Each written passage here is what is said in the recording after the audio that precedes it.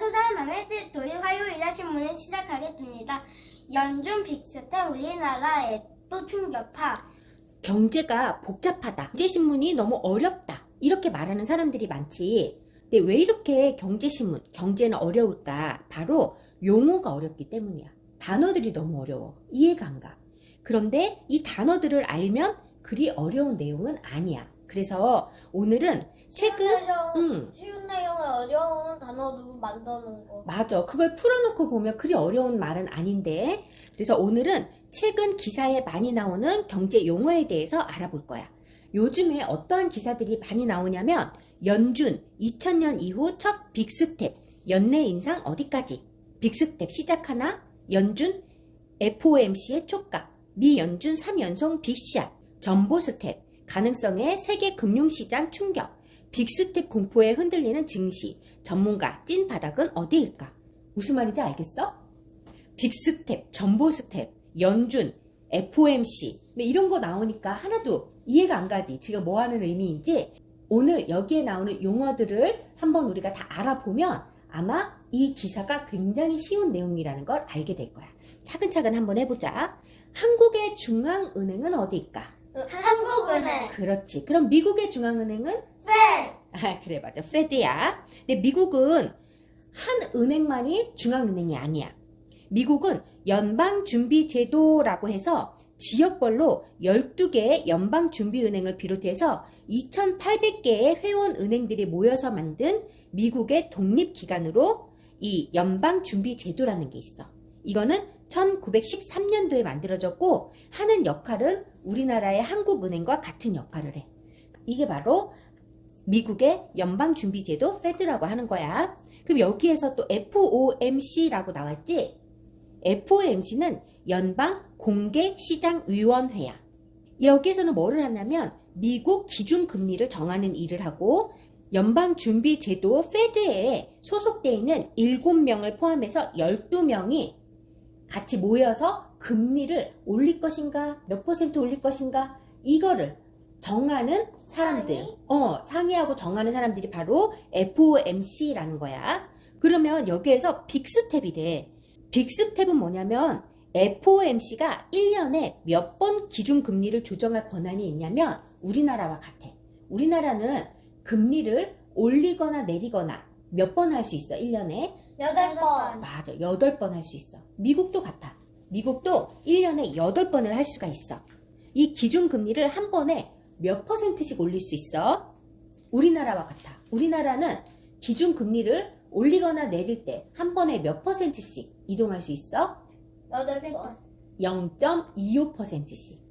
미국도 같아. 미국도 한 번 기준금리를 움직이는 게 0.25%씩 올리거나 내릴 수 있어. 그런데 긴급하다고 판단이 되면 0.5%. 그렇지. 0.25%의 2배인 0.5%로 조정을 해. 이게 바로 빅스텝이야. 0.25%만 올렸다 내렸다 하는 건 베이비 스텝이라고 해. 3개월 연속 빅스텝이 시행되면 그거는 전보 스텝이라고 하는 거야. 빅스텝보다 더 긴급하다. 경제가 아주 긴급해서 더 많이 금리를 올려야 되겠다라고 한다면 0.75%까지 한 번에 올릴 수 있어. 이거를 바로 거의 자이언 스텝이라고 하는 거야. 연준의 과거의 빅스텝은 2000년도가 마지막이었는데 지금 빅스텝을 또 하겠다 이 소리야. 자이언트 스텝까지도 할 수 있겠다 이렇게 발표하기도 했어. 그러니까 금리가 어마어마하게 올라가는 거지. 그래서 상추 그런 게 음식들이랑 물건들이 다 비싸게 된 거. 그러면 미국이 금리를 올리는 것이 왜 세계 금융시장에 충격을 줄까? 미국 혼자만 올리는데 우리랑 무슨 상관일까? 라고 생각할 수도 있겠지.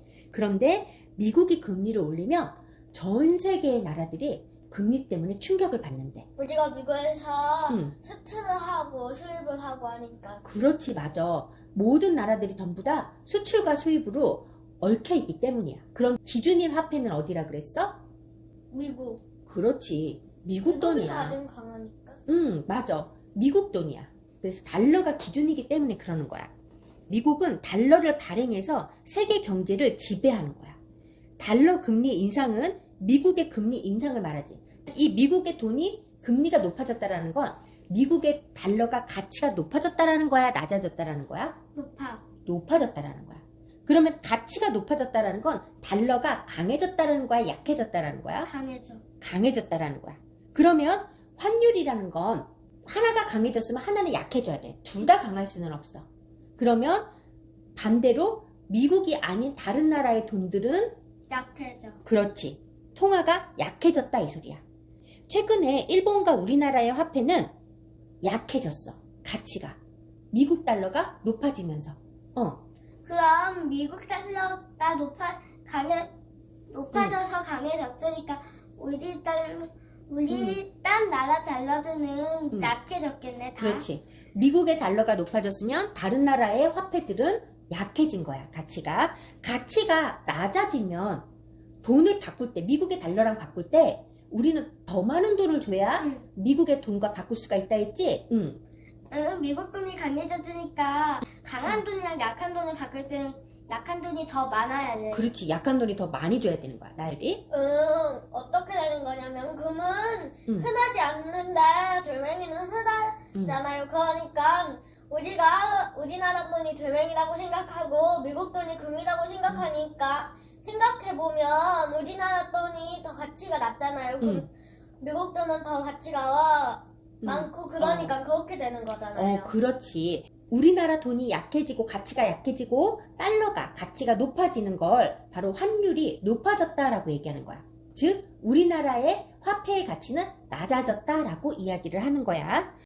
이렇게 환율이 높아지면 수출과 수입하는 업체 중에 어디는 좋고 어디는 나쁠까?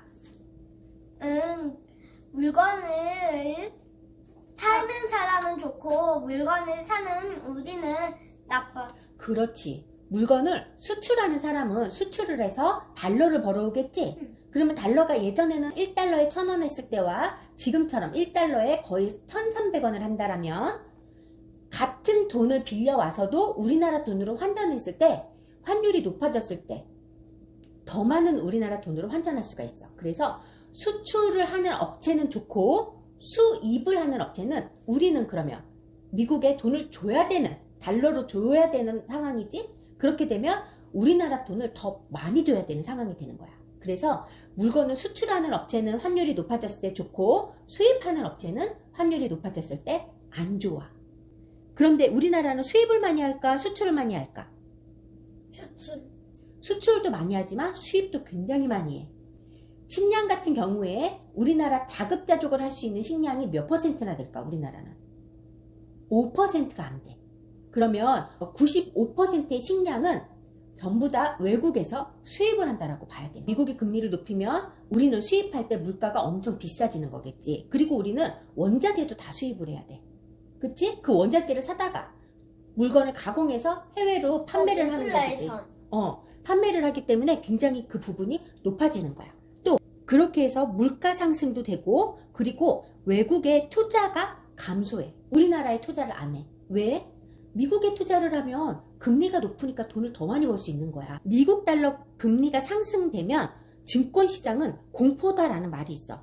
미국이 금리를 올린다면 우리가 미국보다 더 먼저 금리를 많이 올려놔야겠네. 그렇지. 그래서 우리가 지금 미국보다 먼저 금리를 올린 거야. 근데 미국이 이렇게 빅스텝, 자이언트 스텝으로 금리를 올리겠다고 하면 우리나라는 그렇게까지는 못 올리잖아. 그렇게 하면 물가가 너무 올라서 우리 국민들이 힘들어지겠지. 그렇게 되면 금리를 안 올리면 또 우리의 투자, 우리나라에 투자하고 있는 외국 자본들이 전부 다 빠져나갈 거야. 그래서 우리나라의 증시들이 또 어려움을 겪을 거야. 이게 또 문제인 거야. 올리자니 국민들이 너무 어려워질 거고 안 올리자니 투자금들이 빠져나갈까 또 우려되고 이런 지금 국면에 처한 게 우리나라의 입장인 거야. 미국 화폐가 세계에서 가장 안전한 화폐인데 금리까지 인상해서 더 많은 이자를 준다? 이익을 볼 수 있다? 당연히 빠져나가겠지. 우리나라에 왜 투자하겠어? 그래서 나율이 말대로 외국 투자자를 잡으려면 원화 가치를 높여야 돼서 우리나라 금리도 올려야 되는데 실제로 우리나라 금리가 지금 계속 오르고 있지? 근데 미국처럼 0.75%, 0.5%까지 계속 올릴 수도 없는 상황이고 이게 지금 어려움이 있다라는 거지. 그래서 금리가 계속 오르면 물가는 잡을 수 있을지 몰라도 소비와 투자가 줄어들고 증시가 계속 위축되는 그런 부작용도 생긴다라는 거야. 그런데 지금 설상가상으로 어느 나라와 어느 나라가 전쟁을 해? 러시아와 우크라이나요. 맞아. 러시아 우크라이나 전쟁으로 원자재 가격까지 지금 급등을 하지. 엄청나게 인플레이션이 엄청나게 값싸게 오르겠네요. 그래서 무역 적자가 생기고 있대. 무역 적자라는 거는 뭐냐면 외국에서 들어오는 달러보다 나가는 달러가 더 많아서 한국이 보유한 달러 금액이 줄어드는 걸 바로 무역 적자라고 해. 이런 문제 때문에 지금 무역 적자가 생기고 있는 상황이야. 그만큼 달러가 귀해지니까 가격이 더 높아지고 상대적으로 우리나라 원화는 가치가 하락이 되고 환율은 상승이 되는 거야. 인플레이션이 오면 금리를 올려서 인플레이션을 막는다고 했지? 그러면 경제가 살짝 위축이 돼. 비싸니까 돈을 빌리지 못하고 투자를 못하고 소비는 줄어들겠지? 그러면서 물가가 안정이 돼. 그러면서 뭐가 와? 인플레이션을 반대말? 디플레이션. 맞아. 디플레이션이 와야 돼. 디플레이션이 오면서 물가가 내려가야 되는 게 정상이야. 근데 지금 물가가 안 내려가. 왜? 원인은 여러 가지가 있지만 우크라이나 전쟁, 미국 금리가 올라가서. 맞아. 우크라이나 전쟁 때문에 원자재 값이 비싸졌고 기후변화 때문에 곡물값도 비싸지고 있고 미국 금리가 오르고 있고 이러한 문제 때문에 디플레이션이 아니라 오히려 물가가 더 오르고 있어. 경제는 주춤해지고 위축되고 있는데 물가는 더 올라. 이거는 바로 뭐라고 하냐면 스태그플레이션이라고 하는 거야. 그래서 지금 전 세계에서 금리를 올려서 경제를 약간 위축시켜서 물가를 내려야 되는데 그렇지 못하고 금리는 올리는데 경제는 위축됐는데도 불구하고 물가가 오르고 있는 스태그플레이션의 현상이 지금 전 세계가 처해 있는 상황인 거야. 자, 우리가 이렇게 용어를 알고 보니까 우리 처음에 읽었었던 기사가 굉장히 어려웠는데 이제 이해가 가겠지? 네. 자, 첫 번째 기사. 연준 2000년 이후 첫 빅스텝. 연내 인상 어디까지? 이거 한번 풀어서 나유리가 얘기해 줄래? 연준은 미국 중앙은행이고 미국 중앙은행에서 이후 0.5%를 어디까지 올릴 거냐예요. 맞아. 연준은 미국 중앙은행 연방준비제도를 말하는 거고 2000년 이후에 처음으로 빅스텝 금리를 0.5%를 한꺼번에 올리는 거. 이거를 할 수 있는가? 그리고 연내 올해 안에 어디까지? 몇 %까지 올릴 수 있는가? 이 소리를 지금 물어보고 있는 거야.